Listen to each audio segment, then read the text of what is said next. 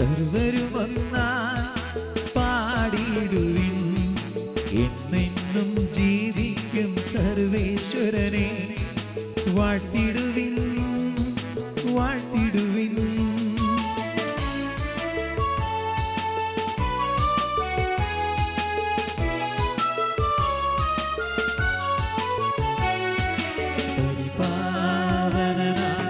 സർവേശ പരിപാവനനാം ബലവാനേ, പരിപാവനനാം അമർത്യനേ, നിൻ കൃപ ഞങ്ങൾ കേൾക്കണമേ.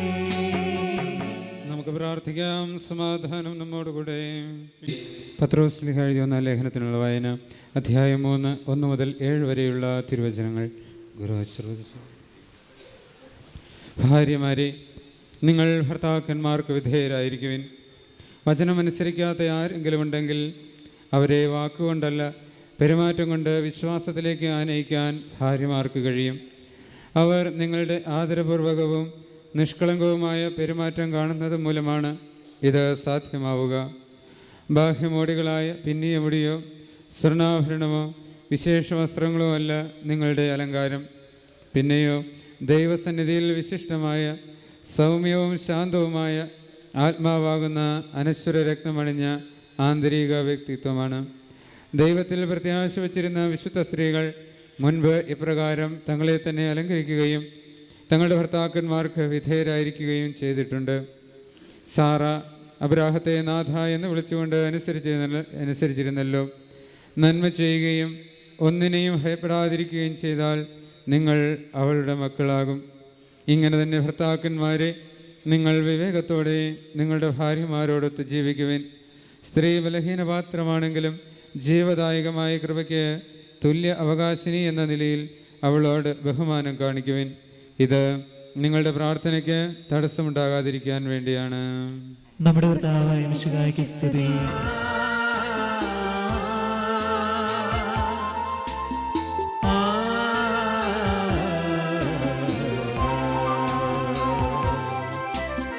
സാമോദം നാം പാടിടാം, ഹല്ലേലൂയ പാടിടാം. മധുരിത ആശയ സുതൈനൻ മാനസമലരിൽ നിറയുന്നു, മാനസമലരിൽ നിറയുന്നു. നമുക്ക് ശ്രദ്ധാപൂർവം നിന്ന് പരിശുദ്ധ സുവിശേഷം ശ്രവിക്കാം. സമാധാനം നിങ്ങളോടുകൂടെ. അങ്ങയോടും അങ്ങയുടെ ആത്മാവോടും കൂടെ. വിശുദ്ധ മത്തായി അറിയിച്ച നമ്മുടെ കർത്താവ് ഈശോ മിശിഹായുടെ പരിശുദ്ധ സുവിശേഷം. നമ്മുടെ കർത്താവായ മിശിഹായ്ക്ക് സ്തുതി. അധ്യായം 19, വചനങ്ങൾ 3 മുതൽ 6 വരെ. ഫരിസേയർ അടുത്തു ചെന്ന് അവനെ പരീക്ഷിച്ചുകൊണ്ട് ചോദിച്ചു, ഏതെങ്കിലും കാരണത്താൽ ഒരുവൻ ഭാര്യയെ ഉപേക്ഷിക്കുന്നത് നിയമാനുസൃതമാണോ? അവൻ മറുപടി പറഞ്ഞു, സൃഷ്ടാവ് ആദ്യം മുതലേ അവരെ പുരുഷനും സ്ത്രീയുമായി സൃഷ്ടിച്ചുവെന്നും ഇക്കാരണത്താൽ പുരുഷൻ പിതാവിനെയും മാതാവിനെയും വിട്ട് ഭാര്യയോട് ചേർന്നിരിക്കും, അവർ ഇരുവരും ഏകശരീരമായി തീരും എന്നവിടുന്ന് അരുളി ചെയ്തിട്ടുണ്ടെന്നും നിങ്ങൾ വായിച്ചിട്ടില്ലേ? തന്മൂലം പിന്നീട് ഒരിക്കലും അവർ രണ്ടല്ല ഒറ്റ ശരീരമായിരിക്കും. ആകയാൽ ദൈവം യോജിപ്പിച്ചത് മനുഷ്യൻ വേർപെടുത്താതിരിക്കട്ടെ. നമ്മുടെ കർത്താവായ മിശിഹായ്ക്ക് സ്തുതി. ഇരിക്കുവാനായി അണിഞ്ഞൊരുക്കി വന്നിരിക്കുന്ന പ്രിയപ്പെട്ട സനൽ, അനു, സ്നേഹം നിറഞ്ഞ സഹോദരി സഹോദരന്മാരെ, ഒരു പ്രോട്ടസ്റ്റൻ്റ് രാജ്യമായി വിശേഷിപ്പിക്കപ്പെടുന്ന ഇംഗ്ലണ്ട് ഒരു കാലത്ത് ഒന്നാന്തരം കത്തോലിക്ക രാജ്യമായിരുന്നു. എങ്ങനെയാണ് അതൊരു പ്രോട്ടസ്റ്റൻ്റ് രാജ്യമായി മാറിയതെന്ന് ചരിത്രം പഠിച്ചിട്ടുള്ളവർക്കറിയാം. ഹെൻറി 8 രാജാവ് ഭരിച്ചിരുന്ന കാലഘട്ടത്തിൽ അദ്ദേഹം ഒരു വിവാഹമോചനത്തിന് വേണ്ടി മാർപ്പാപ്പയെ സമീപിച്ചു. തൻ്റെ ഭാര്യയായ ആനിബോളിനെ ഉപേക്ഷിച്ചിട്ട് അവളുടെ ദാസിയെ വിവാഹം കഴിക്കാൻ അദ്ദേഹം ആഗ്രഹിക്കുകയാണ്. അതിന് മാർപ്പാപ്പായുടെ അനുമതിക്കായി അദ്ദേഹം റോമിനെ സമീപിച്ചു. മാർപ്പാപ്പ പറഞ്ഞു, എനിക്കിത് സാധ്യമല്ല. കാരണം എന്താണ് ദൈവവചനം നമ്മോട് പറയുന്നത്? ദൈവം യോജിപ്പിച്ചതിനെ മനുഷ്യൻ വേർതിരിക്കരുത്. അതുകൊണ്ട് നിങ്ങളെ വേർതിരിക്കുവാൻ എനിക്ക് യാതൊരു അധികാരവുമില്ല. ഭൂമിയിലെ ഒരു ശക്തിക്കും ആ അധികാരം ദൈവം തമ്പുരാൻ നൽകിയിട്ടില്ല. പക്ഷേ രാജാവ് കുപിതനായി തീർന്നു. അദ്ദേഹത്തിൻ്റെ കാര്യം നേടണം. അതുകൊണ്ട് ചാൻസലറായിരുന്ന തോമസ് മോറിനെ വിളിച്ചിട്ട് പറഞ്ഞു, മാർപ്പാപ്പായുടെ അംഗീകാരം എനിക്ക് വേണ്ട. നീ ഇവിടുത്തെ പ്രധാനമന്ത്രിയാണ്, നീ എന്നെ സഹായിക്കണം. നീ പരസ്യമായി പറയുക, രാജാവിൻ്റെ വിവാഹമോചനത്തിന് ഞാൻ അംഗീകാരം നൽകുന്നു. ഉത്തമ കത്തോലിക്കനായിരുന്ന തോമസ് മോർ ഒരിക്കലും അതിന് സമ്മതം നൽകിയില്ല. അദ്ദേഹവും പറഞ്ഞു, ദൈവകൽപ്പന ലംഘിക്കാൻ എനിക്ക് സാധ്യമല്ല, ഞാൻ തരികയില്ല, ഞാൻ പറയുകയില്ല. കുപിതനായി തീർന്ന ആ രാജാവ് ചാൻസലറായിരുന്ന പ്രധാനമന്ത്രിയായിരുന്ന തോമസ് മോറിൻ്റെ ശിരച്ഛേദം ചെയ്ത് പ്രതികാരം ചെയ്യുകയാണ് ചെയ്തത്. അതുകൊണ്ടും അവസാനിച്ചില്ല. അദ്ദേഹം റോമിൻ്റെ പരമാധികാരത്തിൽ നിന്നും ഇംഗ്ലണ്ടിനെ വിമോചിപ്പിച്ചിട്ട് താനാണ് ഇംഗ്ലണ്ടിലെ സഭയുടെ മേധാവി. റോമിനെ ആരും അനുസരിക്കേണ്ട കാര്യമില്ല. അനുസരിക്കുന്നവൻ തീർച്ചയായും എൻ്റെ ശിക്ഷയ്ക്ക് അർഹരായിത്തീരും. അങ്ങനെ ആളുകളെ ഭീഷണിപ്പെടുത്തിയും വളരെയധികം ആളുകളെ കുരുതി കളത്തിലേക്ക് നയിച്ചും കൊണ്ടാണ് ആ മനുഷ്യൻ തൻ്റെ വിവാഹമോചനം നടപ്പാക്കിയത്. അങ്ങനെ കത്തോലിക്ക രാജ്യമായിരുന്ന ഇംഗ്ലണ്ട് ഒരു പ്രോട്ടസ്റ്റൻ്റ് രാജ്യമായി തീർന്നത്. പ്രിയപ്പെട്ട സനൽ, അനു, ഞാൻ ഇക്കാര്യം നിങ്ങളെ ഓർമ്മിപ്പിച്ചത് ഇന്നത്തെ നിങ്ങൾ വായിച്ചു കേട്ട ആ ലേഖനത്തിൻ്റെ അടിസ്ഥാനത്തിലാണ്. എന്താണ് ലേഖനത്തിൽ പറയുന്നത്? കർത്താവിന് ലേഖനത്തിലുള്ള സുവിശേഷത്തിൽ, മത്തായിയുടെ സുവിശേഷത്തിൽ ആളുകൾ കർത്താവിനെ സമീപിച്ചിട്ട് ചോദിച്ചു, വിവാഹമോചനം നടത്താൻ അനുവാദമുണ്ടോ എന്ന്. കർത്താവ് വളരെ വ്യക്തമായി പറഞ്ഞു, അധികാരമില്ല. കാരണം വിവാഹത്തോടുകൂടെ സ്ത്രീയും പുരുഷനും ഏകശരീരമായി തീരുന്നു. ആ ഏകശരീരമായി തീർന്നവരെ വേർപെടുത്തുവാൻ ആർക്കും അവകാശമില്ല. അവർ ഒരൊറ്റ ശരീരമാണ്. അപ്പോൾ ഇതാണ് കർത്താവ് പഠിപ്പിച്ചത്. ആ പഠനത്തിന് വിധേയമായി ജീവിക്കുവാൻ തീർച്ചയായും നമ്മളെല്ലാവരും കടപ്പെട്ടവരാണ്. സനലിനെ പറ്റിയും അനുവിനെ പറ്റിയും എനിക്ക് യാതൊരു ഉത്കണ്ഠയുമില്ല. കത്തോലിക്ക കുടുംബങ്ങളിൽ ജനിച്ചു വളർന്ന് കത്തോലിക്ക വിശ്വാസം മുറുകെ പിടിക്കുന്നവരാണ് നിങ്ങൾ. അതുകൊണ്ട് വിശ്വാസസത്യമനുസരിച്ച് തന്നെ നിങ്ങളുടെ ജീവിതം മുന്നോട്ട് പോകുമെന്ന് എനിക്ക് ഉറപ്പുണ്ട്. ഇന്ന് നിങ്ങൾ വിവാഹമെന്ന് കൂദാശ സ്വീകരിക്കുകയാണ്. അതുകൊണ്ടാണ് ഞാൻ ആദ്യമേ പറഞ്ഞത്, വിവാഹമെന്ന് കൂദാശ സ്വീകരിക്കുവാനായി അണിഞ്ഞൊരുക്കി വന്നിരിക്കുന്ന എന്നും പറഞ്ഞാണ് നിങ്ങളെ ഞാൻ അഭിസംബോധന ചെയ്തത്. അപ്പോൾ ഇതൊരു വെറും ചടങ്ങല്ല, ഒരു സാമൂഹ്യ ആചാരമല്ല. ഇത് കർത്താവ് ഈശോ മിശിഹാ സ്ഥാപിച്ച ഏറ്റവും വലിയ ഒരു കൂദാശയാണ്. ആ കൂദാശയുടെ പരികർമ്മമാണ് ഇവിടെ നടക്കുന്നത്. ഈ കൂദാശയിലൂടെ നിങ്ങൾക്ക് രണ്ട് പ്രത്യേക വരദാനങ്ങൾ ദൈവം നൽകുകയാണ്. ഒന്ന്, എല്ലാ കൂദാശകളും നൽകുന്നത് തന്നെ സാക്രമെൻ്റൽ ഗ്രേസ്, അതായത് കൗദാശിക വരപ്രസാദം. എല്ലാ കൂദാശയും സ്വീകരിക്കുമ്പോൾ നമ്മൾ ഓരോ കടമ ഏറ്റെടുക്കുകയാണ്. ആ കടമകൾ ശരിക്കും പാലിച്ചു കൊണ്ട് പോകുന്നതിന് വേണ്ട ദൈവാനുഗ്രഹമാണ് ഈ സാക്രമെൻ്റൽ ഗ്രേസിലൂടെ നിങ്ങൾക്ക് ലഭിക്കുന്നത്. രണ്ടാമതായിട്ട് നിങ്ങൾക്ക് ലഭിക്കുന്നത് സാങ്ക്ടിഫയിങ് ഗ്രേസ് എന്ന് പറഞ്ഞാൽ ശുദ്ധീകര വരപ്രസാദം. നമ്മുടെ ആത്മാവിൻ്റെ ജീവനായി ദൈവം ഒഴുക്കുന്ന ആ വരപ്രസാദമാണ്, അല്ലെങ്കിൽ ദൈവത്തിൻ്റെ ആത്മാവിൻ്റെ ആ ശക്തിയാണ് ഈ സാങ്ക്ടിഫയിങ് ഗ്രേസ് എന്ന് പറയുന്നത്. അപ്പോൾ ഇങ്ങനെ ദൈവത്തിൻ്റെ പ്രത്യേകമായ വരദാനങ്ങൾ നിങ്ങളിലേക്ക് ചൊരിയപ്പെടുന്ന അമൂല്യമായ നിമിഷങ്ങളിലാണ് നിങ്ങളിപ്പോൾ. അതുകൊണ്ട് ദൈവത്തിന് നന്ദി പറയുക. നല്ലൊരു കുടുംബജീവിതം നയിക്കുവാനായിട്ടുള്ള എല്ലാ സാധ്യതകളും നിങ്ങളുടെ മുമ്പിൽ തെളിഞ്ഞു നിൽക്കട്ടെ.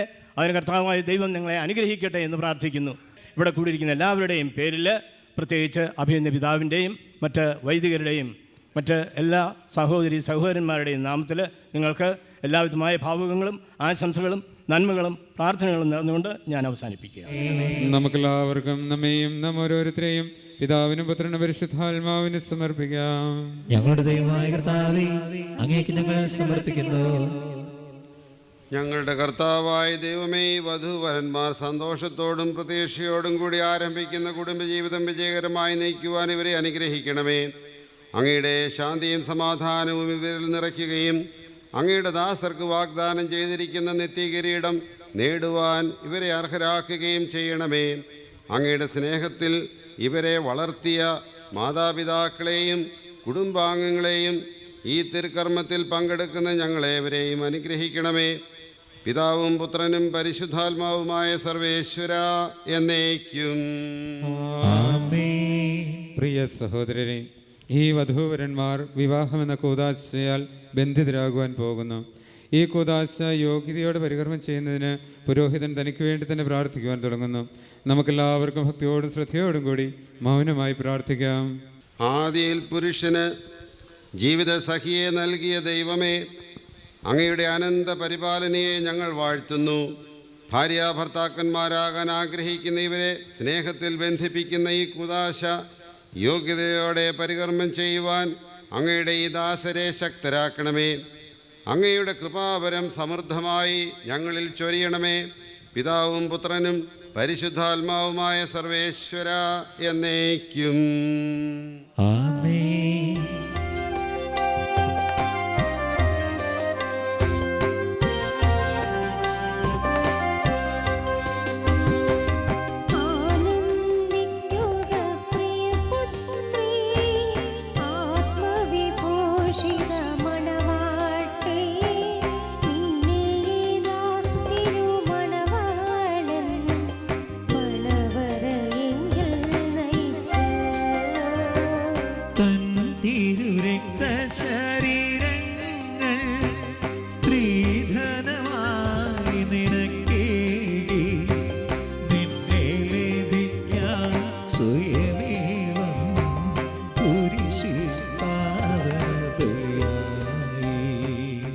സനൽ മിശിഹായുടെ നിയമവും തിരുസഭയുടെ നടപടിയും അനുസരിച്ച് സ്വതന്ത്രമായ മനസ്സോടും പൂർണ്ണമായ സമ്മതത്തോടും കൂടി അനുവിനെ നിന്റെ ഭാര്യയായി നീ സ്വീകരിക്കുന്നുവോ? അനു മിശിഹായുടെ നിയമവും തിരുസഭയുടെ നടപടിയും അനുസരിച്ച് സ്വതന്ത്രമായ മനസ്സോടും പൂർണ്ണമായ സമ്മതത്തോടും കൂടി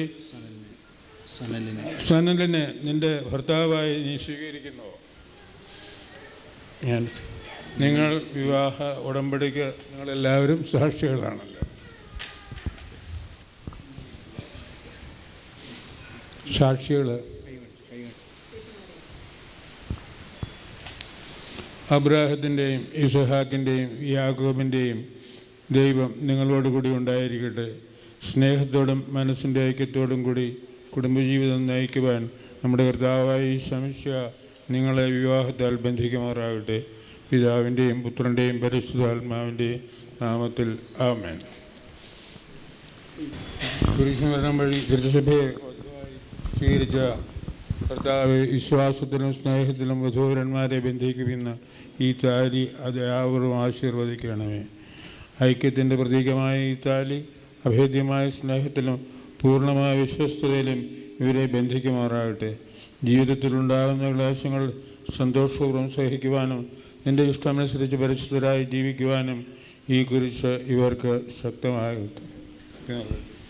ഇവരുടെ വിശ്വസ്തതയുടെ അടയാളമായിരിക്കുകയും ചെയ്യട്ടെ.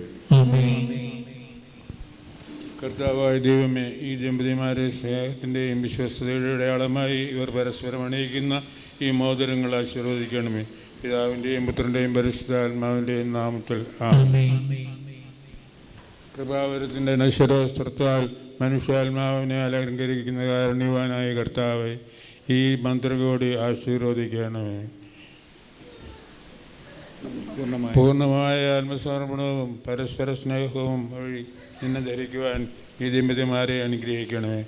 നിന്റെ മണവാട്ടിയായ പരിശുദ്ധ സഭയെ മഹത്വത്തിൻ്റെ വസ്ത്രം ധരിപ്പിച്ച കർത്താവെ, ലോകത്തിൽ നിഷ്കളങ്കരായി ജീവിച്ച് സ്വർഗത്തിൽ മഹത്വത്തിൻ്റെ വസ്ത്രം അണിയുവാൻ ഇവരെ യോഗ്യരാക്കുകയും ചെയ്യണമേ. ആമേൻ.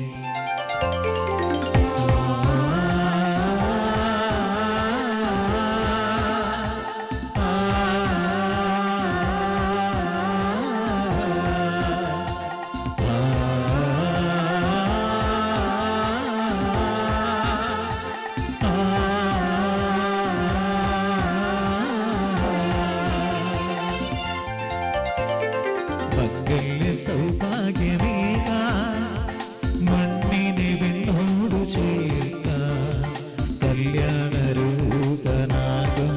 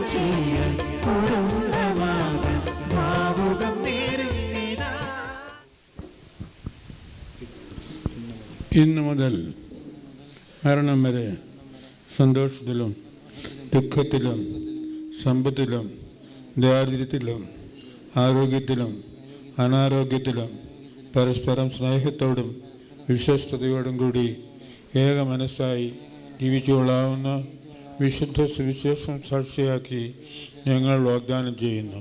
ഈ വാഗ്ദാനമനുസരിച്ച് ജീവിക്കുവാൻ സർവശക്തനായ ദൈവം നിങ്ങളെ സഹായിക്കട്ടെ.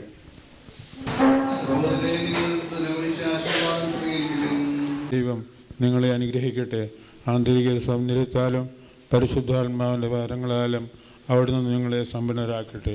തിരുസഭയുടെ ശിരസ്സായ മിശിഹ എപ്പോഴും നിങ്ങളുടെ ഭരണകർത്താവും സംരക്ഷകനുമായിരിക്കട്ടെ. ജീവിതത്തിലെ എല്ലാ പ്രവർത്തനങ്ങളിലും അവിടുന്ന് നിങ്ങൾക്ക് തുണയായിരിക്കട്ടെ. മാനസികവും ശാരീരികവുമായ ആരോഗ്യവും ഭൗതികമായ സുസ്ഥിതിയും അവിടുന്ന് നിങ്ങളിൽ ചേരുകട്ടെ. ദൈവം നിങ്ങൾക്ക് നൽകുന്ന മക്കളെ സന്തോഷപൂർവ്വം സ്വീകരിക്കുന്നതിനും അവരെ വിശ്വസ്തയുടെ മാർഗത്തിലൂടെ നയിക്കുന്നതിനും അവിടുന്ന് നിങ്ങളെ സഹായിക്കട്ടെ. അവിടുത്തേക്ക് സ്തുതിയും കൃതജ്ഞതയും ആരാധനയും സമർപ്പിക്കുവാൻ നിങ്ങളെ അവിടുന്ന് യോഗ്യരാക്കുകയും ചെയ്യട്ടെ. ആമേൻ.